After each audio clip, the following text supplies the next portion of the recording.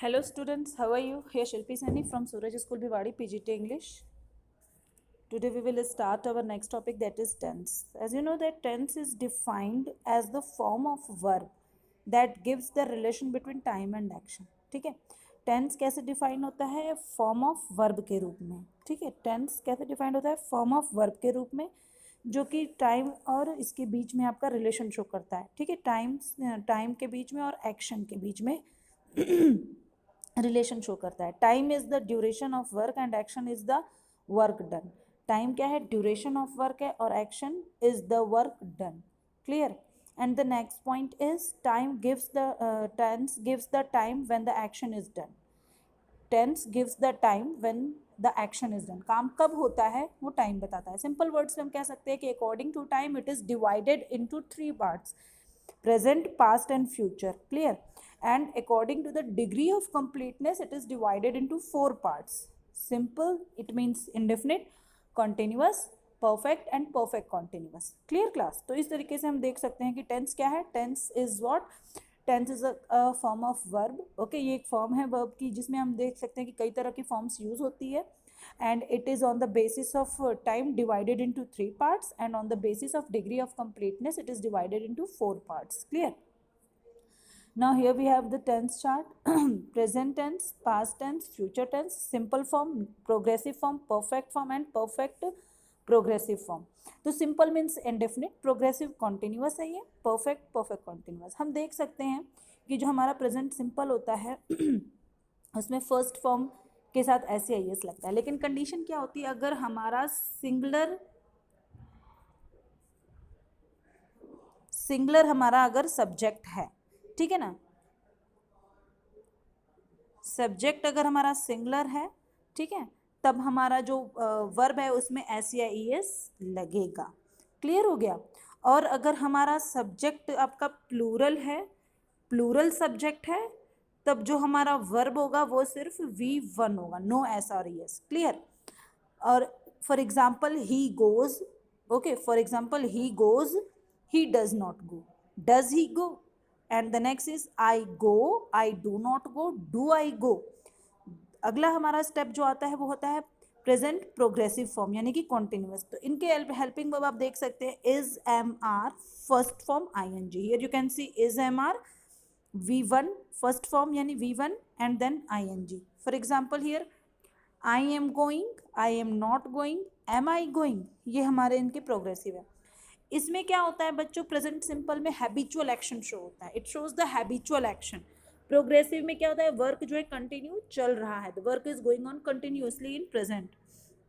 Perfect में the work has been done completely and some time has passed, यानी कि काम पूरे तरीके से हो चुका है, कुछ समय बीत चुका है. तो इसका जो हेल्पिंग वर्ब है वो क्या है? हैज़, हैव है, और वर्ब की थर्ड फॉर्म यूज होती है. जैसे I have done this work, I have not done this work, have I done this work. तो इस तरीके से हम देख सकते हैं कि परफेक्ट फॉर्म कैसा होता है, प्रेजेंट परफेक्ट. फिर आता है प्रेजेंट परफेक्ट प्रोग्रेसिव फॉर्म्स, यानी कि प्रेजेंट परफेक्ट कॉन्टिन्यूस. ठीक है, इसका हेल्पिंग वर्ब आप देख सकते हैं हैज़, हैव है, बीन है, V1 फॉर्म है, ing है. क्लियर? हैज़, हैव है, बीन है, फर्स्ट फॉर्म है, ing है. अब यहाँ पर आप देख सकते हैं कि काम पास्ट में शुरू हुआ है. The work, the action has taken place in past and it is still continue. काम पीछे से शुरू हुआ है और अभी तक चल रहा है. ठीक है, that is what? That is present perfect continuous tense और प्रोग्रेसिव फॉर्म. ओके, फिर इसमें आप देख सकते हैं जो हेल्पिंग वर्ब है हैज़, हैव, बीन है. Example, I have been learning this lesson since morning. Negative में I have not been learning this lesson since morning. Interrogative में have I been learning this, have I been learning this lesson since morning. तो इस तरीके से हम देख सकते हैं कि हमारा ये प्रेजेंट के 4 पार्ट्स हो गए. अब हम पास्ट देखेंगे.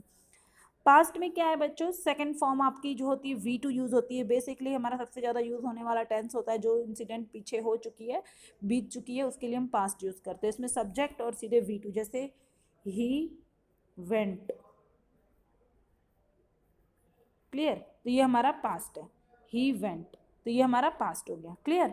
फिर उसके बाद आता है आपका इसका, अगर हमारा सेंटेंस इंट्रोगेटिव या नेगेटिव है तो हम इसमें डिड लगाते हैं. जैसे हम इसमें डू डज लगा रहे थे, इसमें हम डिड लगाएंगे.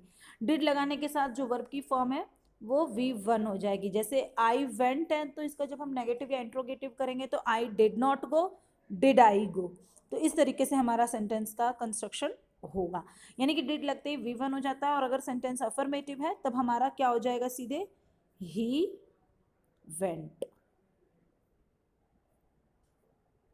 क्लियर।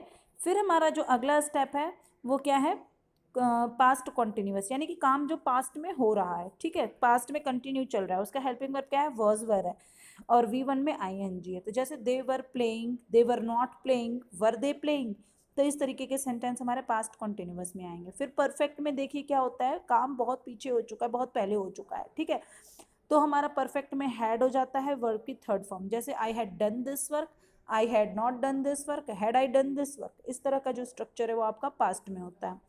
पास्ट परफेक्ट कॉन्टिन्यूअस में काम जो है ना पास्ट में लंबे समय तक चला है, ठीक है, इसका हेल्पिंग वर्ब हो जाता है had been, first form ING, since for लगता है इस टेंस में, जैसे मैंने पहले भी यूज़ किया है, ठीक है।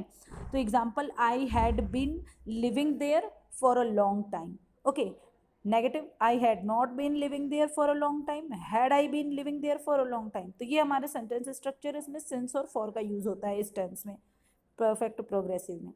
फिर आता है हमारा फ्यूचर। फ्यूचर में क्या देखते हैं, हमारा हेल्पिंग वर्ब है विल और शैल, वर्ब की फर्स्ट फॉर्म है, ठीक है, और इसका जो एक्शन हमारा फ्यूचर में हो रहा है ये उसके लिए होता है। और फ्यूचर प्रोग्रेसिव में क्या है, विल बी, शैल बी, और V1 ING। फ्यूचर परफेक्ट में क्या होता है, will have, shall have plus V3, यहाँ पर V3 लग जाता है। और परफेक्ट प्रोग्रेसिव में क्या है, will have plus been, V1 plus ING। Clear. Example हम बात करते हैं सबसे पहले इसकी एग्जाम्पल की, जैसे they will go to school, वे स्कूल जाएंगे, they will not go to school, will they go to school, ठीक है। फिर उसके बाद जो हमारा फ्यूचर में काम लगातार चल रहा है उसके लिए हम इसका यूज़ करेंगे प्रोग्रेसिव फॉर्म का, जैसे they will be going to school, they will not be going to school, will they be going to school. Clear. फिर उसके बाद हमारा आता है परफेक्ट। परफेक्ट में they will have done their work by 4 o'clock, यानी कि वह 4 बजे तक काम कर चुका होगा। जब ऐसी कंडीशन आती है फ्यूचर में, हमारा जब टाइम फिक्स हो जाता है कि इतने बजे तक हम फ्री हो चुके होंगे, तो ऐसे कंडीशन में हम परफेक्ट फॉर्म यूज करेंगे। क्या हो जाएगा, what will be, they will have done their work by 4 o'clock। Clear. They will not have done their work by 4 o'clock, इस तरीके का स्ट्रक्चर बनेगा। और इसमें they will have been playing since morning, they will not have been playing since morning, will they have been playing since morning, इस तरह का structure आपका इसमें बन जाएगा। तो इस तरीके से बच्चों आई थिंक ये टेंस स्टार्ट आपको क्लियर हो गया होगा। Clear class? If you have still any problem you can ask. Okay class, thank you, have a nice day.